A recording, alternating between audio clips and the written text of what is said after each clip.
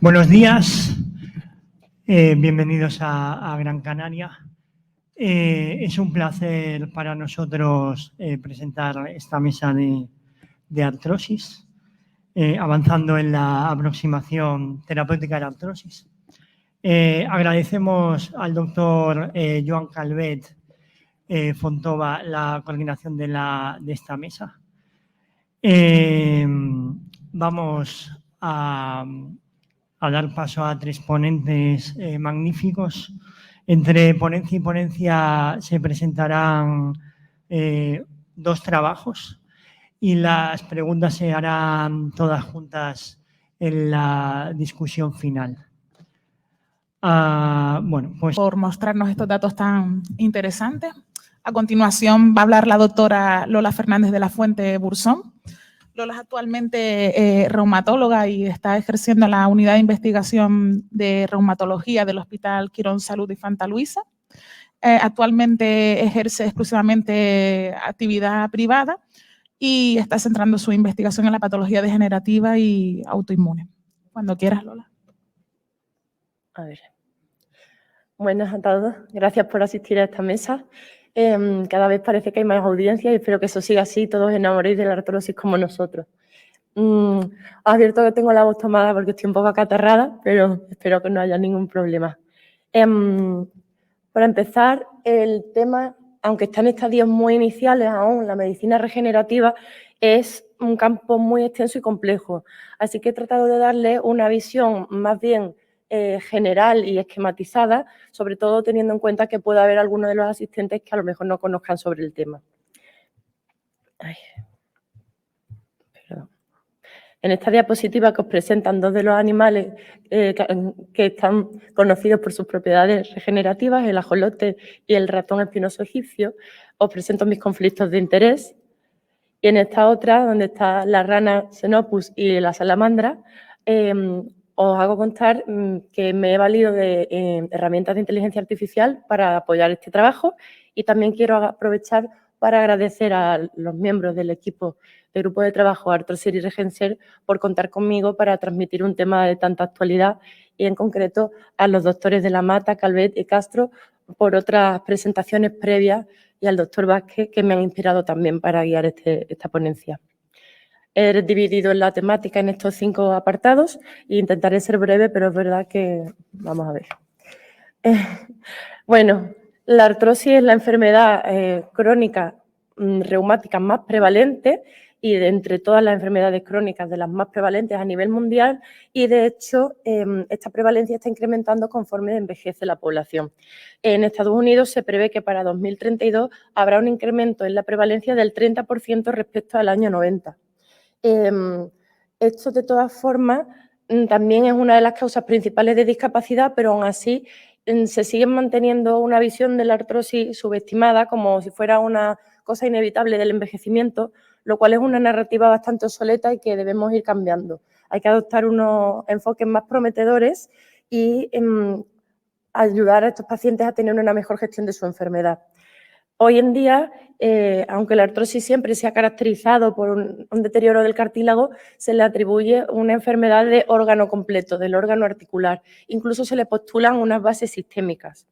No obstante, a día de hoy los recursos de tratamiento son bastante escasos, básicamente los mismos que tenemos hace décadas, ejercicios, antiinflamatorios, paracetamol y cirugía en los casos más evolucionados y refractarios. Otras terapias como los ISADOA, los corticoides, los ácidos hialurónicos, y entre ellas las medicinas regenerativas, sin hablar ya, tienen unas discrepancias importantes en las guías, lo cual subraya todas las lagunas que hay en las evidencias. El diagnóstico, además, se establece siempre en etapas avanzadas, lo cual también dificulta los beneficios terapéuticos, ¿no? Y también resalta la necesidad de diagnósticos tempranos, que es imperativo, ¿no? Y aunque se han ensayado numerosas vías terapéuticas, la mayoría de los estudios se han diseñado buscando objetivos de control sintomático y no beneficios estructurales, por lo cual aquí el paradigma está cambiando y surge la medicina regenerativa. ¿Qué es la regeneración? Pues podemos diferenciarla de otros procesos como la reparación o la curación, sobre todo porque en la regeneración la célula, tejido u órgano dañado se sustituye por una unidad completamente funcional idéntica a la original. En la reparación, esto se sustituye por un tejido cicatrizal fibroso que no necesariamente cumple la función, y la curación habla más bien de la adaptación del organismo ante una lesión. Es un término más genérico. Los ISA-2 versus DMOA. Los fármacos sintomáticos de acción lenta, como su nombre indica, tienen un efecto eminentemente sintomático. Sin embargo, en los DMOA lo que buscamos es retrasar la progresión o, a ser posible, revertir el daño. A día de hoy no hay ningún DMOA aceptado, sin embargo, sí que hay bastantes candidatos, entre ellos la terapia regenerativa, que es lo que hablamos hoy. El beneficio potencial principal de estos fármacos es cuando lo usamos en estadios precoces. Sin embargo, los ISA-2 los ubicamos más bien en estadios avanzados o cuando ya fracasan o no son tolerantes a otras terapias. Las técnicas regenerativas, en concreto hablaré de las intraarticulares, que es lo que estaba enfocada la ponencia, se pueden catalogar en dos grupos principales. Un tratamiento farmacológico entendido como sintético, pequeñas moléculas, o terapias biológicas, que también se subdividen en función de la complejidad de los preparados, desde injertos de tejido sin procesar, como el tejido graso, pasando por los concentrados celulares, como el plasma rico en plaquetas o el plasma enriquecido en factores de crecimiento, y por último, métodos de alto procesamiento, como las células madres mesenquimales o también las terapias genéticas. Es importante destacar que se están desarrollando numerosas aplicaciones para, por ejemplo, la biotecnología tisular, métodos de bioimpresión 3D, nanotecnología o potenciación del crecimiento y diferenciación de las células madres a base de diferentes factores de crecimiento, selección adecuada de estos o el uso de las exosomas, que todo esto está en generación y no voy a poder centrarme en la charla de hoy. Y ya entrando en la materia suculenta, os voy a dejar lo más destacado y de forma muy resumida, porque no se puede entrar. Podría hablaros de senolíticos, análogos de cartogenina, pero eso lo dejaremos para otra ocasión. Uno de los candidatos más prometedores es el Spriffermin, que es un factor de crecimiento de los fibroblastos 18 recombinante que estimula la proliferación del condrocito. En el estudio Forward de fase 2 ha demostrado mejorías no solo a nivel sintomático, sino también beneficios estructurales, que además dependientes de la dosis. Especialmente se han visto beneficiados el subgrupo de rápida progresión y ya están en un nuevo estudio programado, que es el SPRING, en fase 2B, para intentar identificar cuáles son los mejores candidatos. En cuanto al lorecibivir, sí que es otro de los mejores candidatos a día de hoy. Es un inhibidor del catabolismo a través de la inhibición de la vía Wnt beta-catenina y lo que busca es pues prevenir este desgaste del cartílago, ¿no? Los estudios de fase 3 hasta ahora no han demostrado beneficios, sí que es verdad que estaban diseñados, como decíamos, con un objetivo sintomático y el endpoint primario eran 12 semanas, que es muy corto seguimiento. Entonces, como sí que se han visto en un subgrupo de pacientes más precoces tendencias a inhibir la progresión, están previstos nuevos estudios. Otro de los potenciales de MOAB son los inhibidores de la angiopoietina. Estos tienen un efecto condroanabólico y homeostático en la articulación, con un mecanismo de acción bastante complejo, y los estudios, en este caso, sí se han diseñado buscando un beneficio estructural, ya que además los modelos preclínicos han sido bastante prometedores y los ensayos, ahora mismo hay ensayos clínicos en fase 2 en desarrollo con el NA043 y el RX712, uno de ellos combinado con canakinumab, cuyos resultados veremos próximamente. El último de este bloque es el TPX100, que se une a las integrinas para evitar el desgaste y fomentar la fusión del colágeno entre sí. El fase 2 hasta ahora han demostrado beneficios estructurales y también sintomáticos y están previstos nuevos estudios. Ya entrando en el apartado de los medicamentos celulares y genéticos, igualmente me voy a centrar en los más conocidos o más interesantes. Podríamos hablar de células de la cresta neural y todas estas cosas que ya, si os interesa el tema, lo dejamos en otra ocasión. Bueno, el plasma ha cobrado mucha relevancia en la práctica clínica, está bastante extendido, pero sí que es verdad que a día de hoy los beneficios que sostienen han sido más bien sintomáticos y a un corto o mediano plazo, el largo plazo no está tan claro. Y, sobre todo, no hay estudios que demuestren el beneficio en cuanto a regeneración. Hay discrepancias entre ellos, entre los estudios. De hecho, en esta diapositiva os muestro cómo en un estudio en fase 3 no hay beneficios respecto al placebo, bueno, suero salino, que tampoco es 100% placebo. Y, sin embargo, en este metaanálisis de Sachs sí que veo una clara diferencia, aunque el estudio es bastante heterogéneo, el análisis. Sí que es verdad que la seguridad y las bases científicas del plasma estimulan a seguir investigando, porque es que es verdad que no hay protocolos estandarizados que pueden limitar la obtención del resultado, ¿no? De las evidencias. Esto todo estamos hablando de artrosis de rodilla, ¿vale? Hasta ahora. En este mismo metaanálisis, comparándolo con corticoide, comparándolo con ácido hialurónico, también se demostró una eficacia superior del plasma respecto a estas opciones. Sin embargo, cuando hacen el análisis a nivel estructural, no se han observado evidencias y, llamativamente, en este diagrama de bosque sí que hay una heterogeneidad del 0%, cosa que en los otros no era así. El plasma en artrosis de cadera pues tiene muchos menos estudios. Es verdad que si en rodilla nos cuesta encontrar evidencia, en cadera el trabajo es bastante más difícil. Os he traído este estudio que me ha parecido llamativo, de un grupo de traumatólogos que están en Vitoria, que los traumatólogos ya sabéis que son bastante más arrojados en este tema que nosotros, generalmente, y en pacientes refractarios a plasma en cadera intraarticular, candidatos ya a reemplazo a la espera de la cirugía, le infiltraron no solamente el plasma intraarticular, sino también intraóseo, como se ve en la tinción de la cabeza femoral.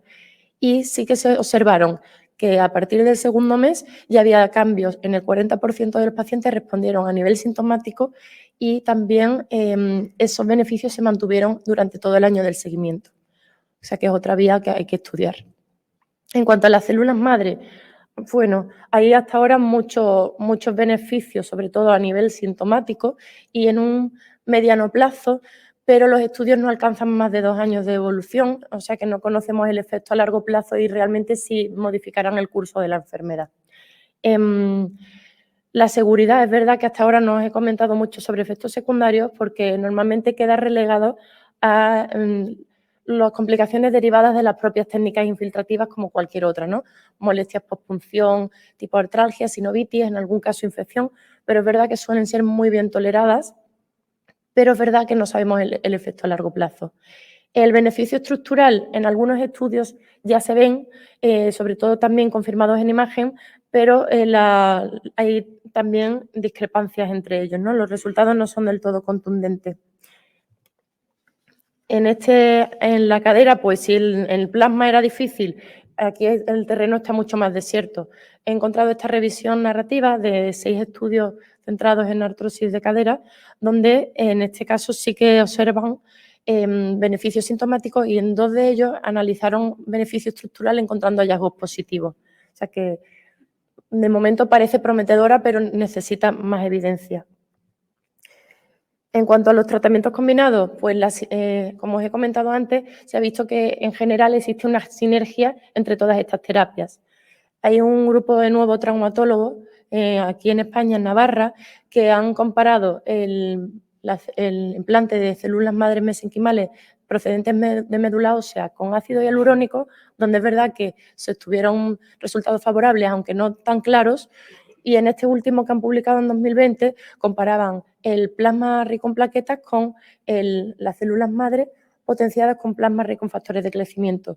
Y aunque los dos obtuvieron beneficios sintomáticos, en el grupo potenciado con plasma con factores de crecimiento se obtuvieron mejorías clínicas medidas por respuesta de OARSI, a diferencia del plasma solo. Entonces, bueno, es algo que también es otra nueva vía de investigación. Para terminar este bloque, tenemos la terapia genética. Hay varios estudios centrados en la artrosis, pero hasta ahora, en lo que yo he podido encontrar, solo hay uno que se centra en beneficio estructural, que consiste en modificar genéticamente unos condrocitos halogénicos a los que a través de un vector viral se les estimula para producir sistemáticamente el factor de crecimiento transformante beta-1. En este caso, pues lo que se busca es estimular la proliferación del cartílago y hasta ahora sí que hay beneficios sintomáticos y se están viendo indicios de beneficios estructurales. Sí que es verdad que todavía hay bastantes dudas sobre la seguridad a largo plazo, tanto por el tema del vector viral como por los propios condrocitos hiperestimulados en cuanto a potencial patogénico o carcinogenético. Pero está ahora mismo en desarrollo otro estudio con esta terapia, cuyos resultados tendremos en 2026 que intentarán aclarar estas dudas. Limitaciones con la implantación y desarrollo de estas terapias, pues tenemos millones. La primera que podemos comentar es la transición de la ciencia básica a la clínica. Los modelos animales muestran resultados muy prometedores, sin embargo, luego en la clínica no los traducimos 100%. Esto puede traducirse por muchos problemas, por ejemplo, que los modelos animales no estén completamente reflejando la realidad de la artrosis humana, o, por ejemplo, los tiempos de evolución. A lo mejor en el ser humano pues necesitamos más tiempo de evolución que en el animal. La artrosis inducida quizás es más rápida que la artrosis en el ser humano. En fin, hay que mejorar estos modelos. Los desafíos técnicos, pues la logística de esto es bastante compleja y no en cualquier sitio se pueden implantar. Hay de nuevo una falta de estandarización en los protocolos y además, al ser un producto biológico, una gran variabilidad biológica en sí misma, tanto entre el propio individuo en los diferentes momentos del tiempo como entre los diferentes individuos. La selección de pacientes es uno de los problemas principales. Son muy heterogéneas, tanto los endotipos, los fenotipos, la gravedad y localización de la artrosis, el avanzar en biomarcadores de diagnóstico temprano y categorizar a los pacientes y los métodos de imagen, yo creo que aportarán mucha luz en este sentido. Quizás para evaluar a los de MOAD nos podríamos centrar en los pacientes progresores rápidos, porque si usamos pacientes progresores lentos que a lo mejor tardan 10 años en cambiar de estadio de la enfermedad, pues en 2 años no vamos a notar cambios en el curso de la enfermedad. El efecto placebo en los estudios de artrosis es muy elevado, hasta un punto que puede llegar, según los estudios, al 30 o 50%, y entre eso y que las propias técnicas de por sí dificultan un ciego adecuado, pues la obtención de evidencias sólidas es difícil. La eficacia a largo plazo, como os decía, es difícil, necesitamos estudios más a largo plazo. La seguridad, lo que os he comentado, no sabemos qué pasará, tenemos que investigar más. Existen barreras regulatorias muy complejas que hay que superar, consideraciones éticas que dificultan la accesibilidad y la implantación temprana de estas terapias y, por último, los altos costes, ¿no? Y ya terminamos con las conclusiones. Quisiera deciros que el panorama de la artrosis está cambiando en los últimos años hacia un abordaje más bien modificador de la enfermedad, de medicina personalizada. Además, los potenciales de MOAD, entre ellos los que hemos comentado de medicina regenerativa, ofrecen una esperanza también de transformar el tratamiento de la artrosis, pasando del alivio a la regeneración. Quizás estamos entrando en la era biológica de la artrosis, ¿no? Dando los primeros pasitos. Las particularidades inherentes de la enfermedad complican la obtención de evidencias sólidas. Se requiere una investigación continuada, muy estricta y muy contextualizada para poder obtener estas evidencias según qué estamos estudiando. Muy importante, la atención basada en la evidencia. Se trata de responder a los problemas que tienen los pacientes con la mejor evidencia que tenemos disponible y no en dar la mejor evidencia al paciente. Es decir, nuestro principal objetivo es la calidad de vida del paciente con lo que tenemos. Por último, y no menos importante, de hecho yo creo que es el mensaje más fundamental, los reumatólogos como especialistas en una patología musculoesquelética y principales garantes de la calidad de vida de nuestros pacientes artrósicos, intentando buscar evitarle efectos secundarios de terapias como los opioides, por ejemplo, deberíamos ser los principales conocedores garantes de administrar este tipo de tratamientos. Entonces, yo os animo a conocerlas, a estudiarlas, siempre desde un punto de vista crítico, que para eso estamos, ¿no? Pues para ver de verdad lo que aportan, lo que no, en qué escenario nos pueden aportar, pero desde luego no debemos perder la oportunidad y debemos posicionarnos como especialidad en este campo. Gracias por atender hasta el final. Espero que os haya gustado y quedo abierta para el debate a cualquier pregunta.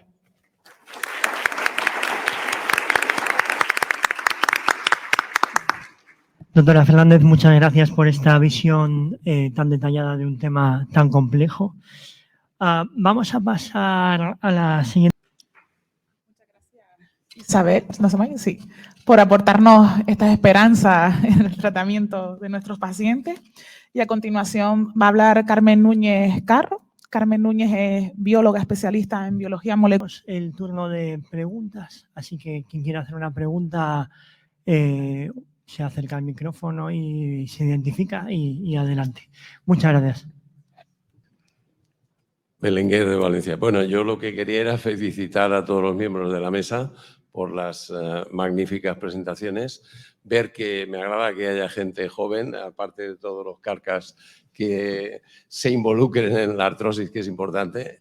Entonces, una cosita para Jordi, me agrada también que hayas aclarado, porque es lo que yo hago, primero meter corticoides cuando una rodilla está muy inflamada y después, al mes, meter el ácido hialurónico, que es lo que venimos haciendo los mayores habitualmente. De manera que gracias por la aclaración. Y a Lola, bueno, nos has planteado ahí un futuro espectacular, pero así los mayores que ya no peinamos nada, ¿vamos a ver algún producto en práctica clínica realmente pronto? Bueno, para ti, para toda la mesa, pero bueno, como tú has hecho una revisión ahí maravillosa. Gracias por tu piropo. Sí. A ver, es muy complicado decir que sí por la experiencia que tenemos con las moléculas hasta ahora, porque han ido fallando incluso las más prometedoras. Pero es verdad que parece ser que la investigación está avanzando ahora mucho más rápido y hay algunos candidatos que tienen muy buen aspecto. Yo tengo esperanzas. No sé cuándo, porque incluso aunque sigamos avanzando en fase de ensayos clínicos, a lo mejor hasta que se regule y se implante en la clínica y tal, incluso en el mejor de los escenarios, pues no sé yo hasta qué punto se podrá poner o no, o a qué coste, o a qué tipo de paciente, pero desde luego yo tengo bastantes esperanzas. Bueno, pero por los ensayos que estáis haciendo, en un par de añitos o 3 tendremos algo Algunos tratamientos, sobre todo a nivel dolor, va a haber cambios relevantes más rápidamente. A nivel estructural no me aventuraría a decir lo que tan rápido, pero yo no creo que pasen demasiados años hasta que tengamos un buen candidato. Pues muchas gracias. Vamos. Por cierto, matizando la presentación de Lola, quizá alguien se ha preguntado en la sala, yo ya lo digo yo porque estamos aquí para aclarar cosas, que se puede hacer secuencialmente PRPs y... Hola, yo soy Raquel Largo de la Fundación Jiménez Díaz de Madrid. También quería felicitar a la mesa, me ha parecido muy interesante y tengo 2 preguntas. La primera es para la doctora Fernández Bursón. Lola, yo quería preguntarte, porque sí que me ha parecido que efectivamente hay esperanzas, pero de verdad hechos tenemos pocos y los estudios con fármacos anabólicos del cartílago pues solamente dan cosas ligeramente significativas cuando haces subgrupos de pacientes y cuando haces análisis de reanálisis y etcétera, y lógicamente la cosa parece un poco forzada. Y es justo lo que has contado. Y lo mismo con los fármacos que atacan la vía Wnt. O sea, que estamos ahí un poco de no sé. Yo me pregunto si crees, después de la revisión enorme que te has hecho, si hay un espacio, si hay room, como dicen los ingleses, para intentar que esa terapia anabólica del cartílago se haga cuando el cartílago ya no está inflamado. Porque el cartílago cuando está enfermo, un tratamiento anabólico va a generar seguramente, o eso nos dice la generación de cartílago en el laboratorio, que cuando generas cartílago, anabolizas cartílago en un medio inflamado, pues el cartílago es aberrante, como le pasa al cartílago artrósico. Tiene colágeno 10 y no colágeno 2, una composición aberrante. ¿Tú crees que hay espacio para primero desinflamemos y después dediquémonos a generar cartílago?